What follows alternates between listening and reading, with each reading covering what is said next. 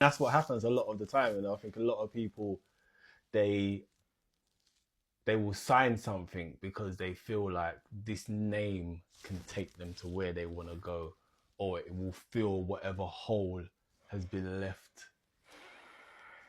Have I touched on something there? You know, it gives some experience that I think we've all seen it. Definitely. You know? They're trying to fill some hole that has been left by usually a parent or some family trauma. Unmet need. Yeah.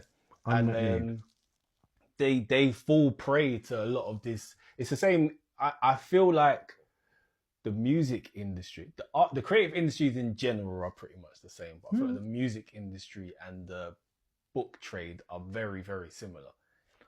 What makes people good or have something to say is their experiences. Oftentimes negative experiences. That's what will make you have the wickedest lyrics or the greatest hit that note or that something. Yeah. But then these businesses are built on sharks that smell blood. Yeah. And if you don't tend to your wounds, they'll smell you from a mile away, bro. Yeah. And they're waiting for you to come and lap you up. Exactly. And they're so good, they don't even need to attack straight away. They just fatten you up like a black widow spider.